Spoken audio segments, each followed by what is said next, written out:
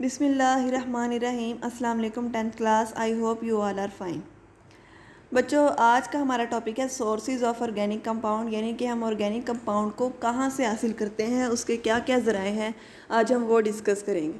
हमने पिछले लेक्चर्स के अंदर उसकी सारी खसूसियात देख ली। अब हमें ये भी तो पता होना चाहिए कि हम ऑर्गेनिक कंपाउंड्स को कहाँ से हासिल करते हैं, तो वो हम आज के लेक्चर के अंदर डिस्कस करेंगे।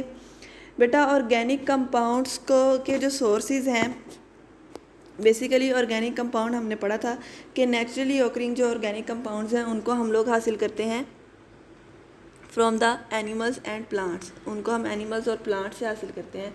ये बात हम लोगों ने चैप्टर के स्टार्ट में भी पढ़ी थी और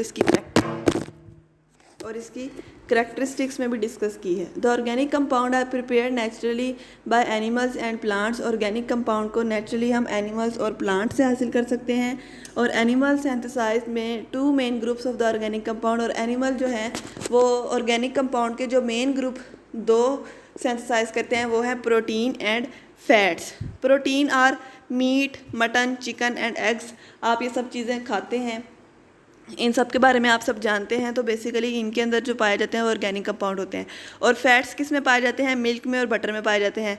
plant synthesise carbohydrate, protein, fat, vitamin etcetera. इसी तरह जो प्लांट्स हैं वो प्रोटीन, विटामिन, कार्बोहाइड्रेट वगैरह बनाते हैं। Moreover that plants buried under the earth crust are covered through biochemical processes to coal, petroleum and gas. अब आपको पता है कि प्लांट्स और एनिमल्स को ज़मीन के अंदर दफना दिया जाता है, या फिर जो प्लांट्स डाई कर जाते हैं वो ज़मीन पर दफन हो जाते हैं। उसके बाद फिर ज़मीन के अंदर बायोकेमिकल रिएक्शन से वो कोल, पेट्रोलियम और गैस के अंदर चेंज हो जाते हैं। These minerals are the main sources of organic compound. अब वो जो मिनरल्स हैं जो ज़मीन के अंदर प्लांट्स और एनिमल्स की डेड रिमेन्स के अंदर बायोकेमिकल रिएक्शन से बने हैं, वो ऑर्गेनिक कंपाउंड का सोर्स होते हैं। We can get thousands of organic compound by the destructive distillation of coal and fractional distillation of petroleum। अब डिस्ट्रक्टिव डिस्टिलेशन और फ्रैक्शनल डिस्टिलेशन जो है ये प्रोसेसेस हैं।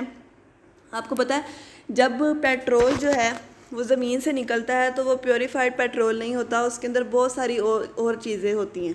जब उसको डिस्ट्रक्टिव डिस्टिलेशन में से गुजारा जाता है तो डिफरेंट फ्रैक्शंस उसमें से अलग होती हैं। जैसे आपको पता है कि पेट्रोल होता है, एक डीज़ल होता है, एक मोबिलाइल होता है, तो वो उसी की डिफरेंट फ्रैक्शंस होती हैं। तो जो क्रूड प्रोडक्ट हमें ज़मीन से निकलती है उसको फ्रैक्शनल डिस्टिलेशन से गुजारा जाता है।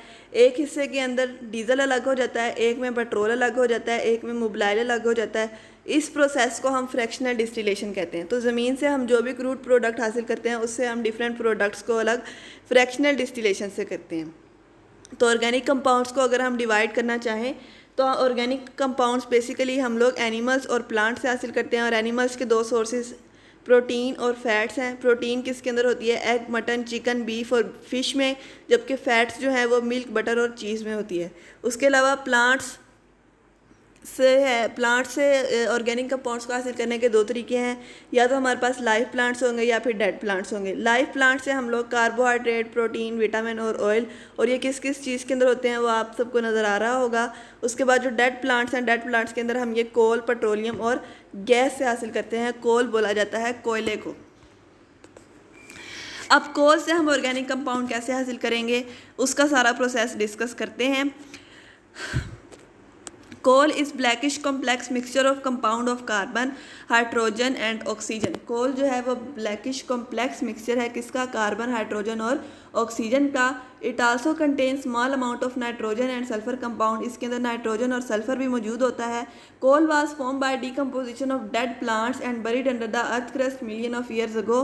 कोल जो है वो डेड प्लांट्स की डीकम्पोजिशन से हासिल किया जाता है, मतलब कि जब प्लांट्स मर जाते हैं उसकी डीकम्पोजिशन से हासिल होता है। और जिस प्लांट से हासिल किया जाता है वो million of years ago earth crust के अंदर बरीड होता है। ठीक है।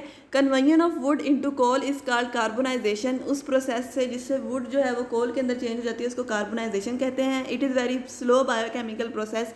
ये बहुत स्लो बायोकेमिकल प्रोसेस होता है क्योंकि अब देखिए मिलियन ऑफ ईयर्स अगो एक अच्छा खासा वक्त है कि मिलियन ईयर्स अगो वो प्लांट ज़मीन के अंदर दफन हुआ। उसके बाद ये मिलियंस ईयर्स के अंदर उसके अंदर बायोकेमिकल रिएक्शन हुए, फिर कहीं जाके वो कोल के अंदर कन्वर्ट हुआ।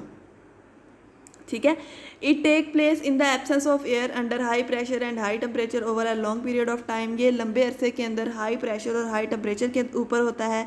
About 500 million of year ago wood contain about 40% carbon. Wood के अंदर 40% कार्बन होती है। So depending upon the extent of carbonisation process 4 types of coal are found. कोल की जो सी हैं 4 तरह की शक्लें होती हैं। These types differ with respect to the carbon contact. इन सब के अंदर कार्बन की परसेंटेज जो है वो डिफरेंट होती है।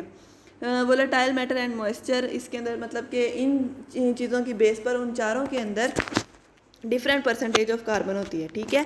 अब इस डायग्राम के अंदर आपको नज़र आ रहा होगा कि एक फॉर्म है पीट, एक है लिग्नाइट, एक है बिटुमिनस और एक है एंथ्रेसाइट। ठीक है। नीचे आपको बताया गया है कि किसके अंदर कितनी % कार्बन है और किसको किस काम के लिए यूज़ किया जाता है। तो सबसे पहले पीट है। पीट के अंदर होता है 60% कार्बन और ये सबसे ज़्यादा इन्फीरियर क्वालिटी है कोल की और इसको किलन के अंदर यूज़ किया जाता है। ये जो बड़े बड़े ईंधन होते हैं उसके अंदर यूज़ किया जाता है। ठीक है। उसके बाद है लिग्नाइट के अंदर 70% कोल होता है। ये सॉफ्ट कोल कहलाता है और थर्मल पावर स्टेशन के अंदर इसको यूज़ किया जाता है। बिटुमिनस के अंदर 80% कोल है और ये कॉमन वैरायटी है कोल की और हाउस होल्ड घरों में कोयला जो जलाया जाता है ये वो होता है। उसके बाद एंथ्रेसाइट के अंदर 90% है। ये सुपीरियर क्वालिटी है, हार्ड कोल है, सख्त होता है और यूज़ किया जाता है इंडस्ट्री के अंदर। उसके बाद है इस तरह कोल जो है वो मेजर सोर्स है ऑर्गेनिक कंपाउंड का बिकॉज ऑफ डिस्ट्रक्टिव डिस्टिलेशन, क्योंकि डिस्ट्रक्टिव डिस्टिलेशन से इसको हासिल किया जाता है। Strong heating of coal in the absence of air is called destructive distillation. Coal की स्ट्रॉन्ग की जाती है, हीटिंग की जाती है in the absence of air, इसको डिस्ट्रक्टिव डिस्टिलेशन कहते हैं। As we know coal contain elements like carbon, hydrogen and oxygen, nitrogen and sulphur. So the destructive distillation of coal provide a large number of the organic compound. जब coal को high temperature पर in the absence of air heat किया जाता है तो इससे बहुत तरह के ऑर्गेनिक कंपाउंड अलग होते हैं और कुछ जो हैं वो फ्यू ऑर्गेनिक कंपाउंड्स जो हैं वो यहाँ पर डिस्कस किए जाएंगे। और ये प्रोडक्ट जो सी होती हैं वो होती हैं कोल गैस, कोल तार और कोक। ठीक है। सबसे पहले जब प्लांट ज़मीन के अंदर दफन होता है उसके अंदर बायोकेमिकल चेंजेस होती हैं तो वो कोल के अंदर चेंज होता है और वो कोल की भी 4 शक्लें होती हैं। ठीक है। उन 4 में से किसी एक को अगर हीट किया जाए या बेसिकली सिर्फ कोल को हीट किया जाए तो उसमें से डिफरेंट टाइप्स ऑफ प्रोडक्ट निकलती हैं। मींस कि अगर उसकी डिस्ट्रक्टिव डिस्टिलेशन करवाई जाए तो डिफरेंट टाइप्स ऑफ प्रोडक्ट निकलती हैं। वो कोल गैस हो सकती हैं, कोल तार हो सकती हैं और कोक हो सकती हैं। ये इनको हम डिटेल के अंदर नेक्स्ट लेक्चर में डिस्कस करेंगे। उम्मीद है आपको समझ आई होगी। अल्लाह ताला आपको अपने हिफ्ज़-ओ-ईमान में रखे। अल्लाह हाफिज़।